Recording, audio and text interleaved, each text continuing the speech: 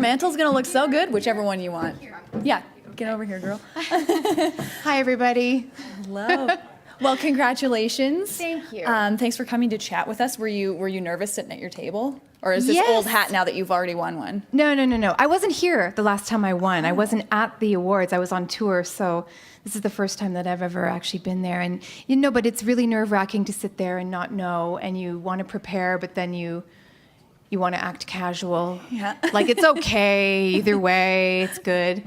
So it was a little bit of an out-of-body experience, but I knew what I wanted to say, so I think I got it across. Awesome. That's awesome. It was a huge album. I mean, it's my 11th album, and it was actually a tremendous undertaking. We had over 90 musicians on this record. Wow. And I was nominated also in the Producer of the Year category with my co-producer, Steve Webster. And that was really important for me to kind of acknowledge that, because to have all of these musicians on this record and all of these technicians was not only a feat musically, but also logistically. So Oh, no kidding. it's a big project. Yes, well, then you've been rewarded for all of that hard work. So When did you start this 11th album? Like, how long was this project for you? well, I guess the first seeds of the album were planted when I had an amazing opportunity to take a trip on a Canadian icebreaker ship called the Amundsen. And it's a ship that's outfitted for science research in the Arctic, the Canadian Arctic. And I was invited to be an artist on board this ship and spend a week there. And I flew on a helicopter, over the open water and landed on the ship. And this part of the world, our Canadian Arctic, was a part of the world that was really not on my radar. It's not something I thought about Wasn't on a a day-to-day. vacation destination before that? No, funnily enough, no. And being there, it took me completely outside of my everyday life, and I didn't realize what a profound impact that experience had on me until I came back. And Clear Day is actually a concept record that tells the story of the 4-year period that follows that experience, which ends up in making some big life decisions and making some changes, and so it's concept records. I think are kind of pretty rare these days. But we really wanted to tell the story, and we wanted all of the colors of an orchestra to tell that story. Fantastic. Well, let's open this up to the floor. Any questions, Rudy? Oh, sure. Go ahead. Hello. We got it. Yeah? OK, parfait. Alors, c'est en français. Après ça, on va y aller en En anglais. français, OK. Je vais essayer. Alors, ma question pour vous, Émilie, en fait, c'est de savoir, il y a plusieurs artistes ontariens qui se démarquent, dont Drake, The Weeknd, Justin Bieber. Comment vous trouvez ça, justement, qu'il y a autant d'Ontariens qui se démarquent cette année au Juno? Oh mon Dieu. Répétez la question. Les questions et beaucoup d'artistes en Ontario. Oui, exactement. C'est assez phénoménal de voir à quel point il y a des artistes qui viennent de l'Ontario. C'est quoi qu'il y a dans l'eau en Ontario? Yeah, well, je pense que Toronto, la ville de Toronto, Toronto is a center. It's a musical center. I was born and raised in Toronto, and both of my parents were musicians in the Toronto studio scene, which was very, very vibrant and lively in the 70s and 80s. So there was a lot of international artists coming to Toronto to record. So I think that has something to do with it. There was a very, very healthy musical scene. But I'm in love with the Quebec music scene, and as you know, I moved to Quebec last year. One of the things I love about the musical scene there is the openness musically. So I think it's very, very, very vibrant as well, and producing incredible artists. And I hope that the Junos can continue to recognize more of those Quebec artists. Parfait, merci beaucoup. Perfect. Rudy? Hi, Rudy. How you doing today? Good, how are you? I'm good. We always get in this conversation, you nominated, you winning, plus all that stuff. But you like to exaggerate, but all right. I don't exaggerate on that one. But the thing is, though, this is really the first time I've seen you take such a large chance with your music and going somewhere that you've never done before. Why did you decide this was the right time in your life to go that way? Vocal jazz is an interesting category because I think, being a jazz musician, a lot of us tend to, I mean, there's an instrumental jazz, and there's people who are writing maybe new standards or, you know, original material, and then there's vocal jazz, which tends to default to American songbook, you know, songs from the 40s and 50s that we would consider standards. And I'm always searching for, you know, what are the new standards. I did a record in 2010, The Beat Goes On, which was exploring the songbook of the 60s. Are these the songs that are going to become our new jazz standards, perhaps, or American songbook? This was a further exploration of that.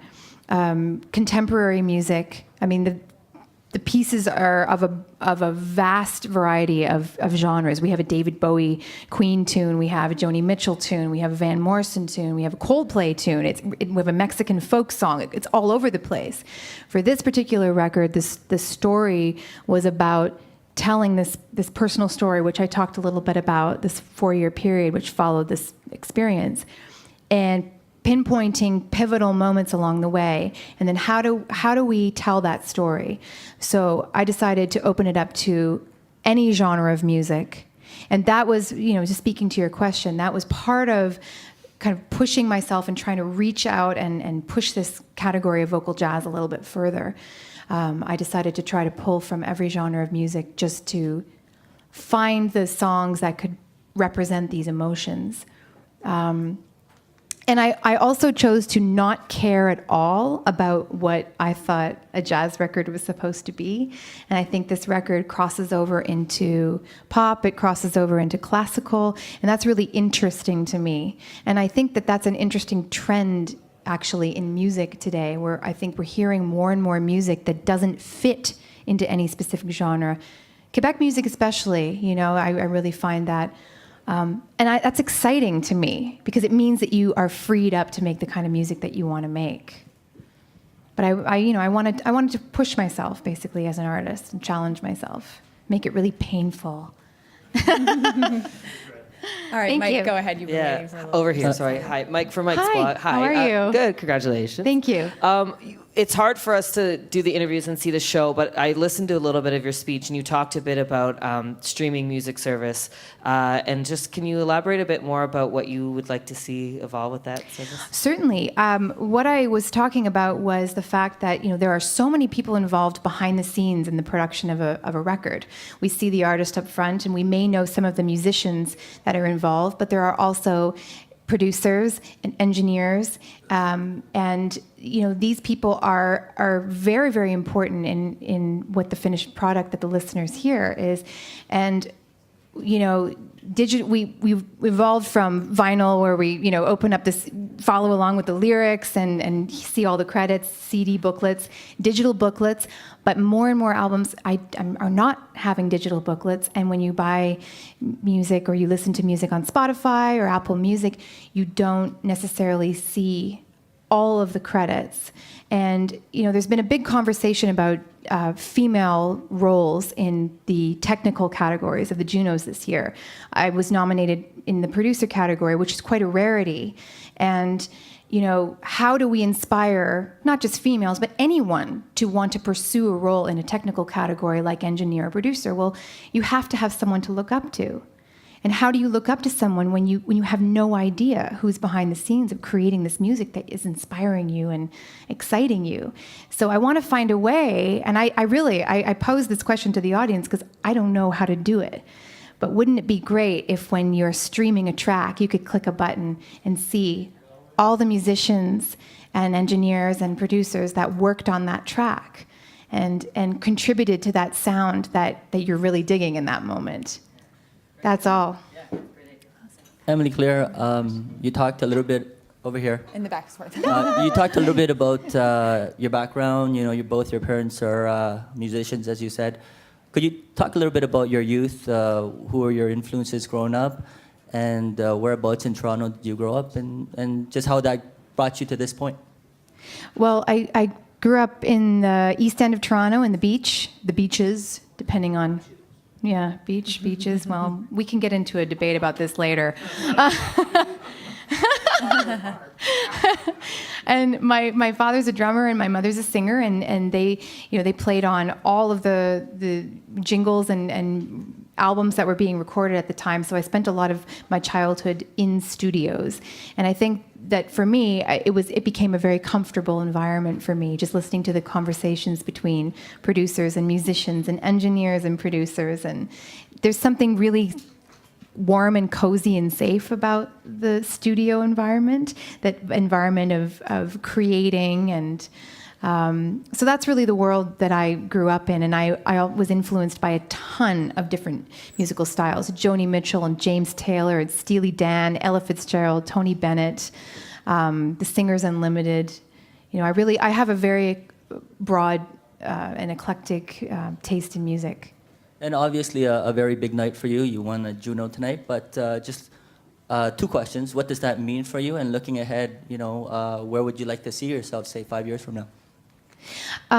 Winning, you know, it's amazing to be nominated and to be included, just to be included in this community that we have here. And, you know, I haven't been able to attend the Junos very often. Often I've been on tour.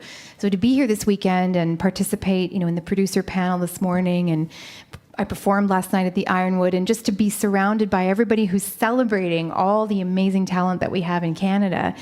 It's, again, just speaking back to a kind of a warm and cozy feeling. It feels really good to be part of that community and to have the feeling that everybody's really supporting each other and lifting each other up. You know, that's really, really important to me. And I intend to continue to make the kind of music that I want to make. I'm very lucky to be able to make music that doesn't necessarily have to conform to any particular standard that we may have for radio play or, you know, whatever. I feel a freedom to express myself in the way that I want. And to be recognized at the Junos and to win, it gives me a little bit more power to do that. Awesome. Well, thank you so much. Congratulations again. Thank you. And go have a celebratory drink or something like that. More wine? Yeah, probably. Okay. I think that's a good idea. Thank you, everyone, so much. Thanks.